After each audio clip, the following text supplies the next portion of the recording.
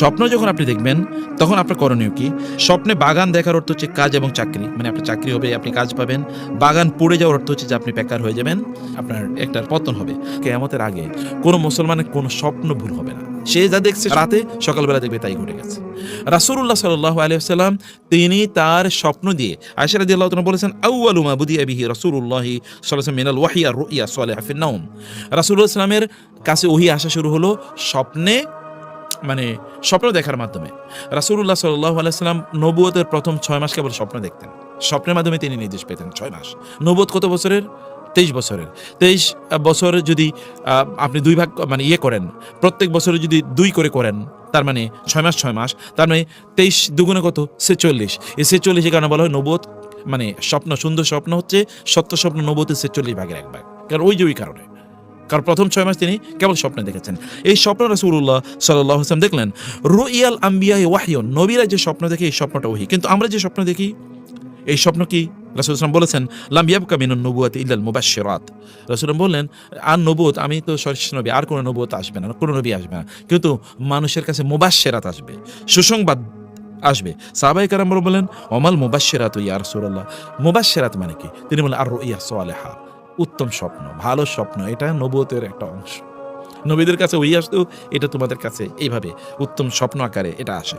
এবং রাসূলুল্লাহ সাল্লাল্লাহু আলাইহি ওয়াসাল্লাম আরো বললেন, ইযা ইকতারাবা যামানু লাম তাকাদ তাকযিবু রুইয়াল মুমিনি ওয়া রুইয়াল মুমিনি জুজউম মিন 46 জুজআম মিনান নবুওয়া। তিনি বলেন কিয়ামতের আগে কোন মুসলমানের কোন স্বপ্ন ভুল হবে না।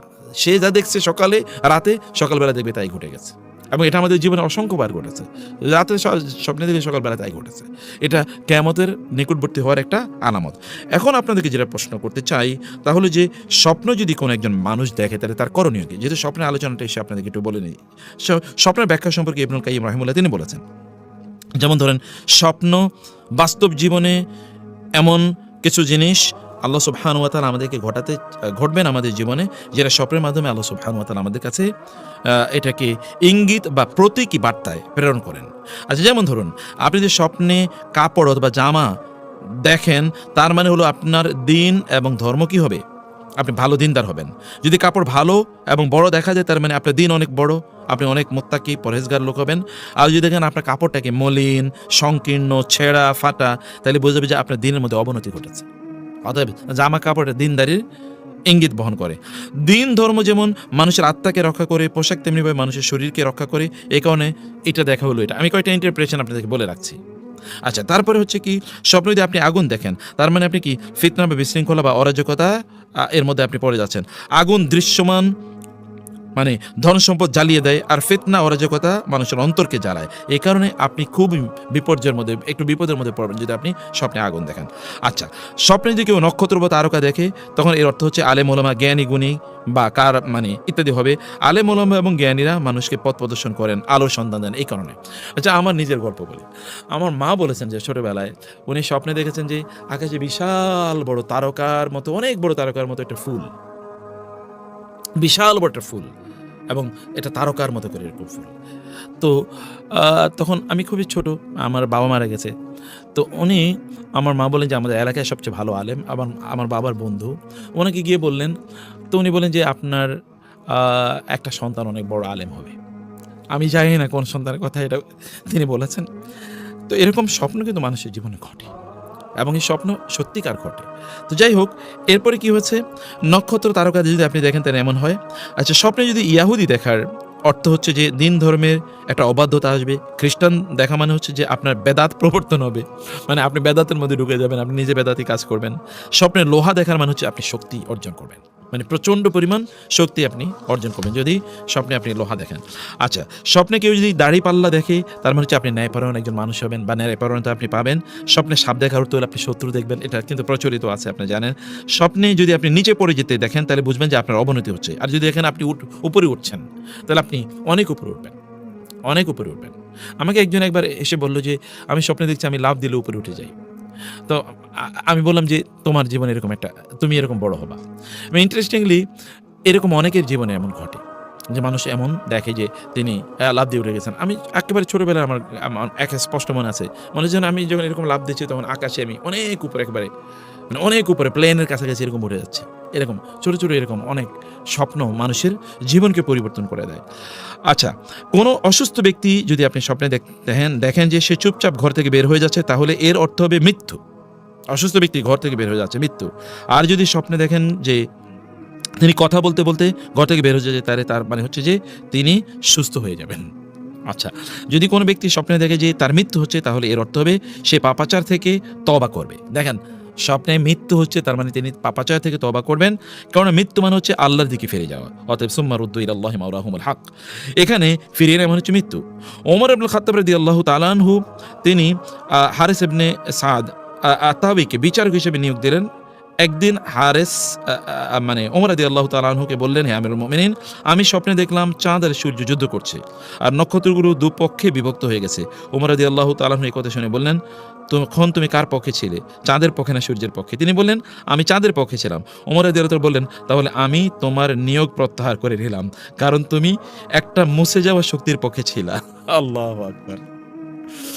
মানে চাঁদে তো নিজস্ব শক্তি নাই, অতএব ও তো সূর্য থেকে ধার করা শক্তি নেই। অতএব তুমি এরকম শক্তির পক্ষে ছিলে, আমি তোমার ভুল নিয়োগ দিচ্ছি, অতএব তোমার নিয়োগ আমি উইথড্র করলাম।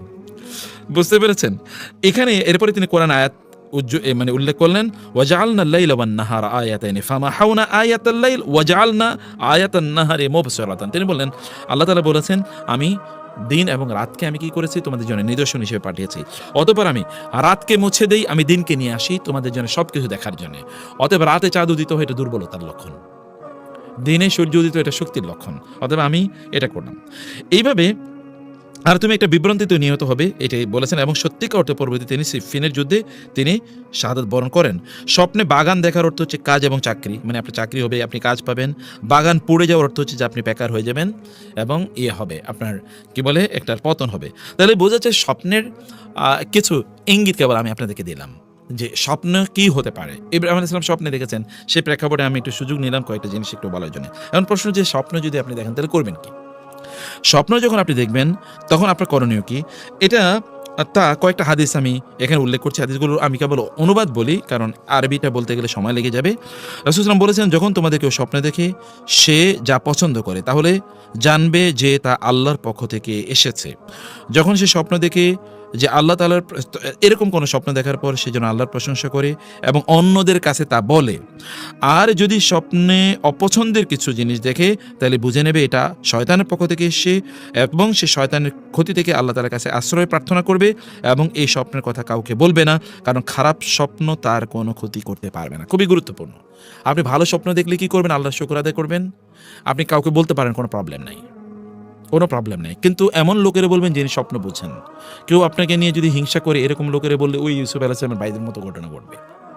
ইউসুফ আলাইহিস সালাম বলেছেন না ভাইদেরকে যে আমি এরকম স্বপ্নে দেখেছি, তখন ভাইরা তো বুঝতে পেরেছে উনি তো নবী হবেন এবং তারা তাকে হত্যা করতে কূপে নিক্ষেপ করে ফেলেছিল।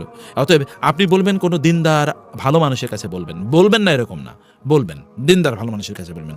তিনি তখন একটাকে ভালো ইন্টারপ্রিটেশন দেবেন, যেই ইন্টারপ্রিটেশন দেবেন আপনার জীবনে তাই ঘটবে। আচ্ছা, 2 নম্বর জিনিস আমি বলছি, তাহলে যে যদি আপনি খারাপ কিছু দেখেন তাহলে আপনি কাউকে বলবেন না। কাউকে বললে আপনি যা বলবেন তাই, মানে আপনি বলবেন এবং উনি যা ইন্টারপ্রিটেশন করবে তাই করবে। আর যদি আপনি কিচ্ছু না বলেন, বরং আল্লাহর কাছে আপনি আশ্রয় চান, তাহলে আল্লাহ তাআলা আপনাকে এই বিপদ থেকে বাঁচাবেন। রাসূলুল্লাহ সাল্লাল্লাহু আলাইহি ওয়াসাল্লামের কাছে একজন নারী আসলেন, এসে বলেন, ইয়া রাসূলুল্লাহ, সবাই যুদ্ধ থেকে ফিরে এসেছে, আমার স্বামী আসে নাই। রাসূল বলেন, কোনো প্রবলেম নেই, ফিরে আসবে। এবং তিনি সত্যি ফিরে এসেছেন। এরকম 3 বার ঘটেছে। চতুর্থবার তার স্বামী যুদ্ধে গিয়েছেন আর ফিরে আসেন নাই। তো তিনি রাসূলের কাছে আসলেন। আয়েশা রাদিয়াল্লাহু তাআলা আনহা তখন ঘরে, রাসূল নাই। তো আয়েশা রাদিয়াল্লাহু তাআলা তাকে জিজ্ঞেস করেন, কেন এসছো? তিনি বলেন, এই উদ্দেশ্যে এসেছি। তো বলে যে তোমার স্বামী তো তাহলে মারা গেছে যুদ্ধের ময়দানে। এবং কিছুক্ষণ পরে সত্যি সংবাদ এসে তার স্বামী মারা গেছে। এর মধ্যে রাসূল সাল্লাল্লাহু আলাইহি ওয়াসাল্লাম আসার পরে আয়েশা রাদিয়াল্লাহু তাআলা বলেন, ইয়া রাসূলুল্লাহ, একটা ঘটনা ঘটছে। কি? বলে, এরকম একজন নারী এসেছিলেন আপনার কাছে, আমি তাকে জিজ্ঞেস করছিলাম তার স্বামীর কি অবস্থা, মানে সে আমাকে বলেন তার স্বামীর কি অবস্থা এটা জানার জন্য। আমি তাকে জানার পরে বললাম, মনে হয় সে মারা গেছে। এরকম অবস্থা। কারণ স্বপ্নে সে মানে যা দেখেছে স্বপ্নের ব্যাখ্যা, সে এটা স্বপ্নের ব্যাখ্যা যে যুদ্ধের ময়দান থেকে তার স্বামী ফিরে আসে নাই, এটা সে স্বপ্নে দেখেছে। তো যুদ্ধের ময়দানে তার স্বামী ফিরে আসে নাই, কেউ বলছে যে স্বামী মারা গেছে, এরকম স্বপ্ন। তো 3 বার রাসূল বলেছে, না এটা ঠিক না, তোমার স্বামী ফিরে আসবে। এবং চতুর্থবার রাসূলকে না পেয়ে আয়েশা রাদিয়াল্লাহু বলেন যে সে তো তাহলে মারা গেছে, তুমি তো খারাপ স্বপ্ন দেখেছো, সে তো মারা গেছে।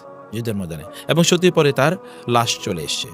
রাসূল সাল্লাল্লাহু আয়েশার কাছ থেকে শোনার পর বললেন, তুমি এইরকম ইন্টারপ্রিটেশন দিলা কেন? স্বপ্নে তো ব্যাখ্যা এরকম দেয়া হয় না, এরকম দেয়া যায় না। কারণ স্বপ্নের ব্যাখ্যা যা দেয়া হয় সেটাই ঘটে। অতএব স্বপ্নের ব্যাখ্যা যিনি জানেন এমন ভালো মানুষের কাছে আপনারা স্বপ্নের কথা বলবেন। সুন্দর স্বপ্ন আল্লাহ তাআলার পক্ষ থেকে হয়ে থাকে, আর খারাপ স্বপ্ন শয়তানের পক্ষ থেকে হয়ে থাকে। কেউ স্বপ্নে খারাপ কিছু দেখলে বাম পাশে ৩ বার থু থু করবে। আপনি স্বপ্নে খারাপ কিছু দেখেছেন, বাম পাশে আপনি যেদিকেই ডান কাত হয়তো আমরা শুই, ডান দিকে আপনি ৩ বার থু থু ফেলে তারপরে আপনি কি বলবেন? আউযু বিল্লাহি মিনাশ শাইতানির রাজিম। তাইলে এই স্বপ্ন আপনার কোনো ক্ষতি করতে পারবে না। ৩ নাম্বার, তোমাদের কেউ যদি রাসূল সাল্লাল্লাহু আলাইহি ওয়াসাল্লাম বলেছেন, তোমাদের কেউ যদি এমন কোনো স্বপ্ন দেখে যেটা সে অপছন্দ করে, তাহলে বাম দিকে সে ৩ বার থুতু ফেলবে, শয়তানের কাছ থেকে আল্লাহর কাছে আশ্রয় প্রার্থনা করবে, অতঃপর সে তার পার্শ্ব পরিবর্তন করে শুয়ে থাকবে, তাইলে তার কোনো ক্ষতি হবে না। তাহলে স্বপ্নের বিষয়ে আমি কিছু আইডিয়া